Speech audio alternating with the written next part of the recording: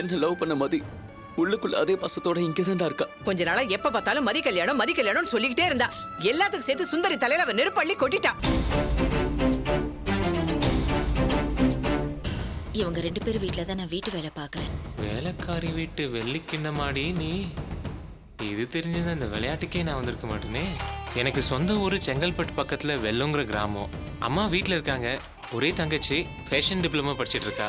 உன்னை எங்கேயோ பார்த்த மாதிரி இருக்கு, ஆனா எங்கன்னு தான் சட்டுன்னு பிடிபட மாட்டேங்குது.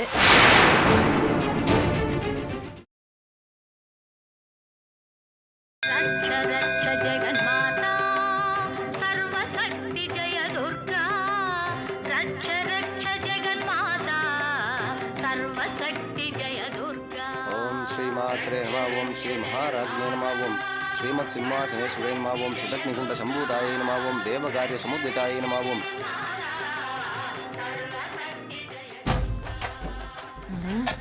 இவளா நம்மகிட்டே திருடி திங்கிறவளாச்சே.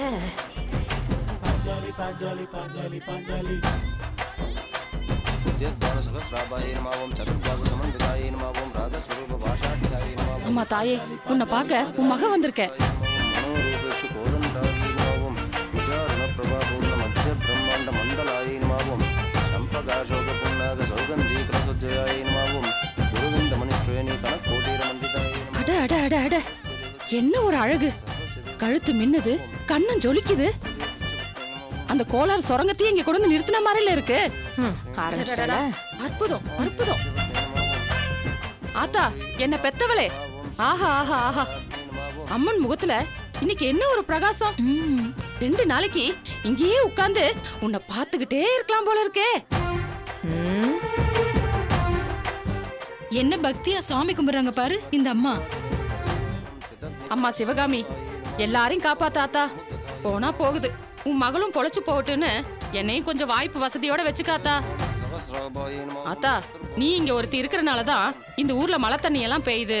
மனசெல்லாம் குளிருது. அடடா, ஐயோ, நான் என்னன்னு சொல்லுவேன். ஆத்தா, என் உடம்புக்குள்ளேயே பூந்து ஆற்றியே ஆத்தா. உன்னை பார்த்த உடனே என் உடம்பு கையெல்லாம் புல்லரிச்சு பூத்து போய் பொங்குதே. என்ன பாஞ்சாலி அம்மா, வேண்டுதல் எல்லாம் பலமா இருக்குதே. என்ன தேர்தலுக்கு நிக்க போறியா? ஆமா, உன் பையனுக்கு நல்ல வரன் தேடிதா ஆத்தாவே ஆடி போற அளவுக்கு வேண்டிட்டு இருக்கியோ? ஆமா ஆமா, அவனுக்கு ஒரு நல்ல வழி பிறந்துட்டா போதும். என் குடும்பத்துக்கு எங்க ஸ்டேட்டஸ்க்கு பொருத்தமா ஒரு வரன் அமையணும்ல. ஆமா ஆமா, உன் குடும்பத்துக்கு தகுந்த மாதிரினா சும்மாவா? அனுஷ்கா ரேஞ்சுக்கு கிடைச்சாலும் அது உன் பையனுக்கு தகுமா?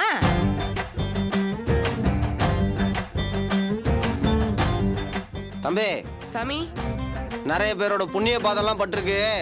கோவில நல்லா தண்ணியை விட்டு கழுவிடு. அப்படியே தீப திருநாளுக்காக வாங்கி வச்ச நெய் டப்பாலாம் ஸ்டோர் ரூம்ல பத்திரமா இருக்கான்னு ஒரு எட்டு போய் செக் பண்ணிட்டு வந்துடும். சரிங்க சாமி. ஓம் சர்வ மங்கள மாங்கல்யே சிவே சர்வார்த்த சாதகே சரண்யே த்ரியம்பிகே கௌரி. இன்னும் கொஞ்ச நேரம் நான் இங்க இருந்தா என் கண்ணே உனக்கு பட்டுரும் ஆத்தா. நான் கிளம்புறேன் ஆத்தா. என்ன மாதிரி ஆதரவு இல்லாதவங்களை எல்லாம் நீ தான் ஆத்தா காப்பாத்தணும். நான் வரேன் ஆத்தா.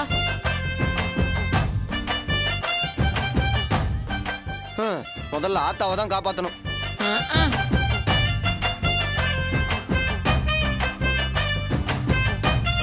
ஏங்க, அந்த அம்மா இவ்ளோ பாந்தமா சாமி கும்பிட்டு போறாங்க, ஆனா குருக்கள் என்னவோ ஒரு மாதிரியா பேசுறாரு. பாஞ்சாலி அம்மா பத்தி உங்களுக்கு தெரியாதா?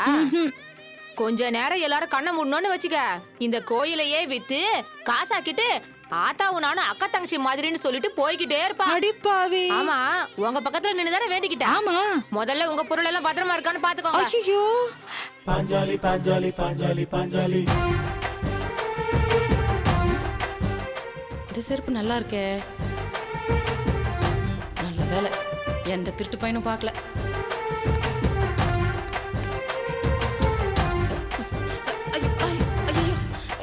இது போட்டு நடக்கவே முடியலையே. பேசாம கையில் எடுத்துட்டு ஓடிட வேண்டியதுதான்.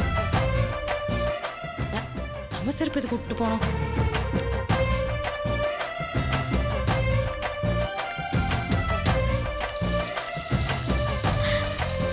அண்ணே வாமா, சோன் பப்படி சோமு தங்கச்சி. அண்ணன் சவிக்க மாமா. அது யாரா சோன் பப்படி வியாபாரி? அட, சோன் பப்படினா உயிரே விடுவானே. நாங்க 8வது படிக்கையில காப்பி அடிச்சு வாத்தியார்கிட்ட மாட்டிக்கிட்டோம். சோன் பப்படி வாங்கி தர்றேன், யார் யார் காப்பி அடிச்சாங்கன்னு வாத்தியார் கேட்டதுக்கு நம்ம வண்டவாளத்தை தண்டவாளத்துல ஏத்துனால அந்த சோமுவோட தங்கச்சி தான்ப்பா இது. அண்ணே இப்ப எதுக்கு தேவையில்லாமலாம் பேசிக்கிட்டு? இங்க பாருங்கண்ணே, இந்த மாதிரிலாம் பிளவுஸ் தச்சா எனக்கு நல்லா இருக்கும்லண்ணே. அந்த புள்ளைக்கு எடுப்பாதானமா இருக்கு, உனக்கு என்னமா தங்கத்துக்கு? ஆனா இப்படி தச்சு போட்டுக்கிட்டு மெட்ராஸ் பக்கம் போயிடாத. சினிமாவில் திரிசாக்கு பதில் ஒன்ன ஹீரோயினியா போட்டுருவாங்க. பாவம் ஒரு ஜாக்கெட்டை வச்சுக்கிட்டு திரிசா புள்ள வாழ்க்கையில விளையாடுறத பாத்துக்கோ. போங்கண்ணே, சும்மா கிண்டல் பண்ணிக்கிட்டு. அண்ணே இங்க பாருங்களேன், இந்த அனுஷ்கா படத்துல இந்த பிளவுஸ் இருக்கு பாத்தீங்களா, இதுல கை மட்டும் தான் நல்லா இருக்கு. இது அதே மாதிரி வைங்கண்ணே.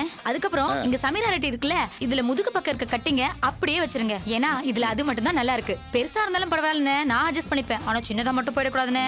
ஏமா கட்டிங் எங்க வைக்கிறது? பின்னாடி துணியை வெட்டி விட்டாலே போதுமேம்மா. சரி அவ்வளவுதானே, வேற ஏதாவது இருக்குதா? இதோ பாருங்கண்ணே, இந்த அனுஷ்காவோட கையை மட்டும் கரெக்டா எடுத்து வச்சிருங்க. அப்புறம் தோல் பட்டையில குட்டி குட்டியா கண்ணாடி பதிக்கணும்னே. ஒவ்வொரு கண்ணாடியும் ஒவ்வொரு டிசைன்ல இருக்கணும்னே. எல்லாமும் முக்கியமா நல்ல கண்ணாடியா இருக்கணும்னே. இந்த சமீரா ரெட்டி படத்துல இருக்க மாதிரியே முதுகுல கட்டிங்க வச்சிருங்க. அங்கங்க ஜிமிக்கி மணி எல்லாம் கட்டி தொங்க விடணும்னே. அப்புறம் இந்த கையில கண்ணாடி வைக்கிறீங்கல்ல, அதுக்கு இடையில குட்டி குட்டியா ஜன்னல் மாதிரி வச்சிருங்க. சரியானே? அதான் முதுகுல கதவு வச்சு அதை முழுசா திறந்து வச்சாச்சே, அப்புறம் எதுக்கு ஜன்னல்? காலங்காத்தாலே வந்து விளையாட்டு காட்டுறியா நீ? சினிமா ஜாக்கெட்டை போட்டுக்கிட்டு ஊருக்குள்ள போய் பிலிம் காட்ட போறியா? இந்த பாருமா, நீ சொல்ற மாதிரி எல்லாம் தச்சா சினிமா ஹீரோயினிங்களே போடாதுங்க. துணி தைக்கிறதுக்கு தான் டைலர் கடை, இப்படி கண்ட மாதிரி கிழிக்கிறது கிடையாது. ஒழுங்கா ஓடி போயிரு. ஹலோ, உங்களுக்கு டிசைனா தைக்க தெரியலனா தைக்க தெரியாதுன்னு சொல்லுங்க. அதை விட்டுட்டு எனக்கு தேவையில்லாம அட்வைஸ் எல்லாம் பண்ணாதீங்க. இதெல்லாம் ஒரு கடன் உங்களை தேடி வந்த பாரு. உங்களுக்கு தான் தைக்க தெரியல, பேசாம இந்த மிஷின் எடுத்து போய் தெரு தெருவா கிழிஞ்ச துணி தைக்க வேண்டியதானே. இதெல்லாம் ஒரு ஊரு. ச்சே. ஏய், பொம்பளை புள்ளியாச்சேன்னு பாக்குறேன் இல்ல, அவ்வளவுதான். ஒழுங்கா ஓடி போயிரு. நீ சொல்ற மாதிரி எல்லாம் தச்சு கொடுத்தா நான் இந்த ஊருக்குள்ள இருக்க முடியாது. முதல்ல இடத்த காலி பண்ணு. ஒண்ணுத்துக்குமே லாய்க்கு இல்லாத இந்த ஊர்ல எல்லாருக்கும் திட்டு வாங்க வேண்டியதா இருக்கு. ச்சே. கொஞ்ச நாள் பொறுத்துக்கோங்க, நான் யாருன்னு உங்க எல்லாருக்கும் காட்டுறேன். நீ எல்லாம் ஒரு டைலர். இவ லட்சணத்துக்கு ஊரையே குறை சொல்லிட்டு போறா. விட்டா இவளையும் அண்ணனும் ஊரையே அடிச்சு உலையில போட்டுருவாங்க போல இருக்கு. இன்னைக்கு யாரு முகத்துல முடிச்சேனே தெரியல. மச்சான், தலைவலிக்கு ஒரு டீயை சொல்றேன்.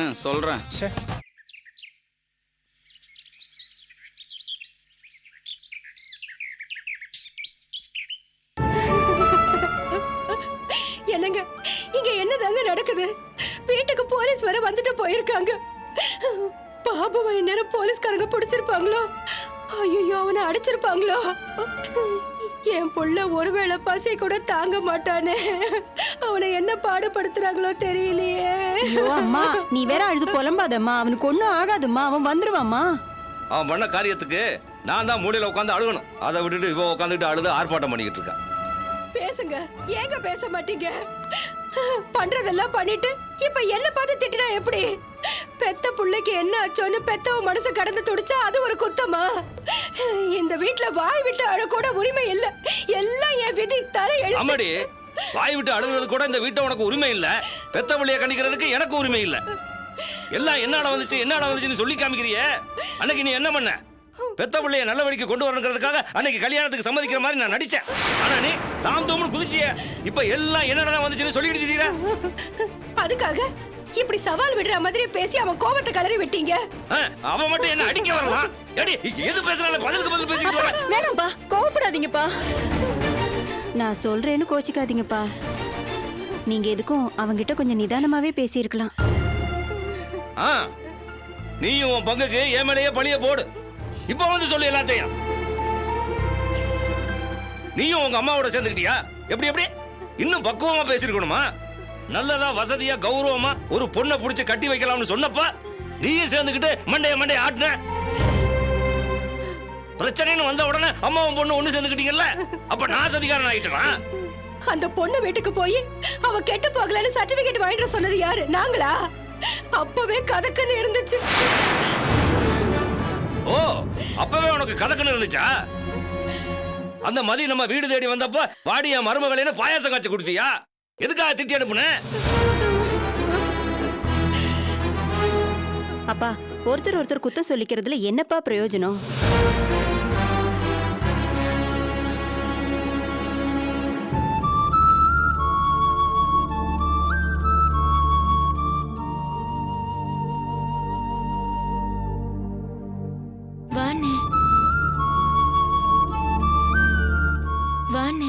டேய் தம்பி, மா பாபு எப்படிடா இருக்கு?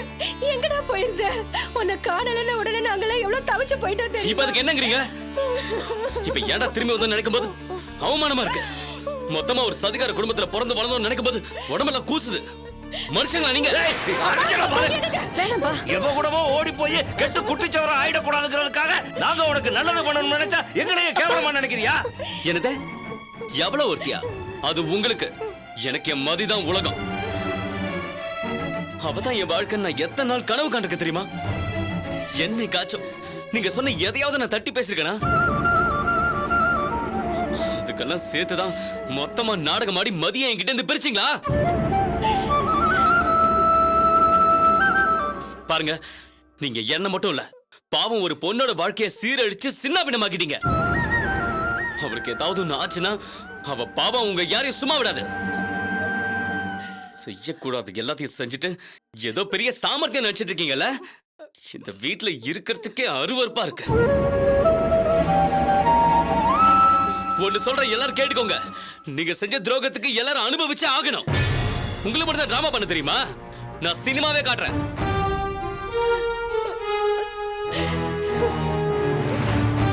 பெத்த மகன்கிட்டே ஃப்ராடுத்தனா? அது கூட பரவாயில்ல. உங்களுக்கு இந்த கல்யாணம் பிடிக்கலனா அதை நேரடியா என்கிட்டே சொல்ல வேண்டியதானே? எதுக்கு இந்த கேவலமான புத்தி?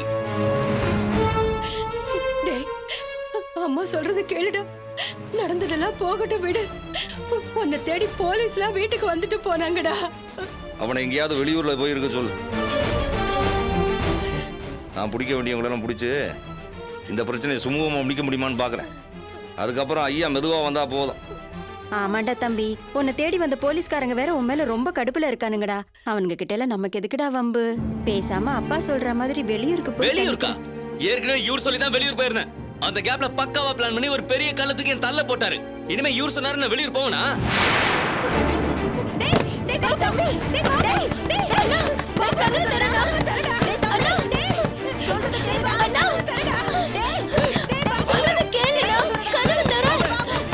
Hello, police station. நான் என்எஸ்கே தெருவுல இருந்து பாபு பேசுறேன் சார். அதான் சார், நேத்து வீட்டுக்கு தேடிட்டு வந்தீங்களாமே. அதான் சார், நேத்து நைட்டு எம்ஜிஆர் நகர்ல ஒரு போலீஸ் அடிச்சதா பிரச்சனையாச்சு. அதே பாபு தான். ஐயோ அப்பா, போலீஸ்க்கு ஃபோன் பண்றான்ப்பா. போலீஸ்னா பெரிய கொம்பா? பப்ளிக் சர்வெண்ட் தானே நீங்க? அதை விட்டுட்டு போற வரவெல்லாம் பிடிச்சி சும்மா குறைச்சல் கொடுத்தா அப்படிதான் 2 காட்டு காட்டுவான். அதுக்கு போய் என்னவோ கொலைகாரனை பிடிக்க வந்த மாதிரி வீட்டுக்கு வந்து விசாரிச்சிங்களாமே. டேய் பாபு, என்ன வேலைடா பண்ற? சார், சும்மா வீட்ல இருக்கவங்கள ஏன் சார் தேவையில்லாம ஃபிலிம் காட்டி பயமுறுத்துறீங்க? இப்ப நான் வந்தாச்சு, வீட்ல தான் இருக்கேன். முடிஞ்சா வந்து புடிச்சிட்டு போங்க. வேண்டாம்டா. எங்க அப்பா யாருன்னு தெரியாம நீங்க வந்து விளையாடிட்டு போயிருக்கீங்க. இப்ப வந்து பாருங்க, காட்டுவாரு பாருங்க அவர் விஸ்வரூபத்தை. அதெல்லாம் நேர்ல வாங்க. என் மகனை தொடுற போலீஸ்காரனோட காக்கி சட்டையை கட்டிட்டு வந்து ஒரே டென்ஷன்ல இருக்காரு. டேய் தம்பி, கதவை திறடா. ஆமா, வாங்க சார். பாபு, தம்பி, தம்பி, பாபு.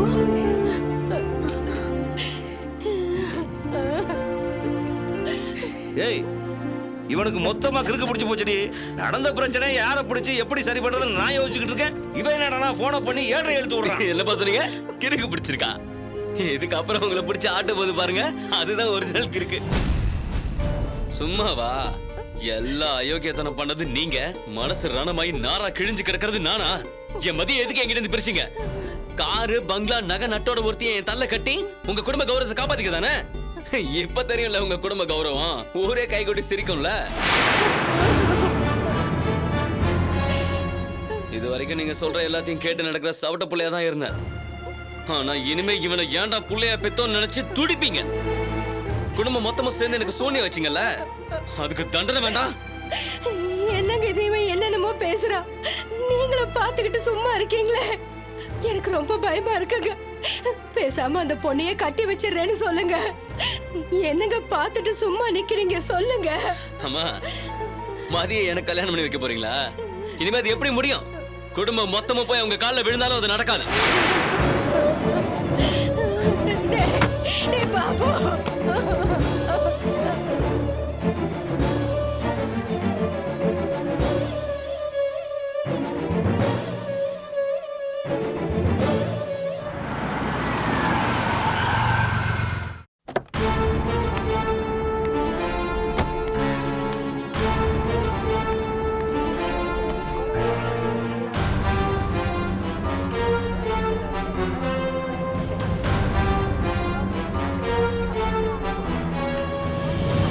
என்னடா ஏன் ஒரு மாதிரியா இருக்க? ஏதாச்சும் பிரச்சனையா? பிரச்சனையா? தபார், இரண்டாவது காதலுக்கு மரியாதை, சென்னை காதலியின் அதிரடி. சென்னை போரூர் பகுதியை சேர்ந்தவர் மதி, வயது 25. இவரது தாயார் சுந்தரி, வயது 45. மதியின் தந்தை கதிர் இறந்து விட்டார். இந்நிலையில் கம்ப்யூட்டர் சென்டர் சென்று வந்த மதி அங்கு அறிமுகமான பாபு என்ற வாலிபரோடு காதல் கொண்டார்.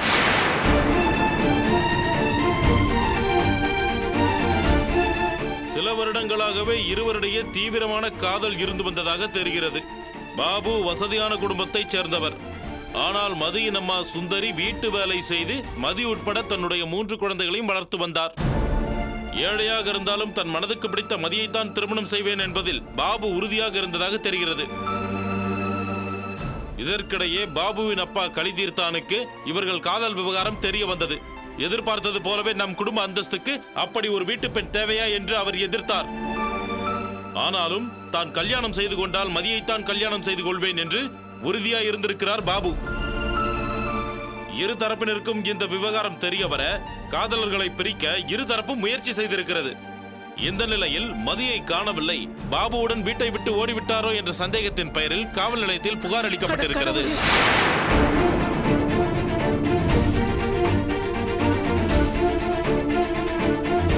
இதுக்கே அதிர்ச்சியான எப்படி? இனிமேதான் மெயின் மேட்டரே வருது, அதையும் கேட்டு தொலைங்க. இந்நிலையில் காதல் திருமணம் தான் செய்வேன் என்று உறுதியாக இருந்த மதி அதிரடியாக ஒரு முடிவெடுத்தார். ஒரே நாளில் அத்தனை வருட காதலை மறந்துவிட்டு அதிரடியாக காதலனை மாற்ற முடிவெடுத்தார் மதி.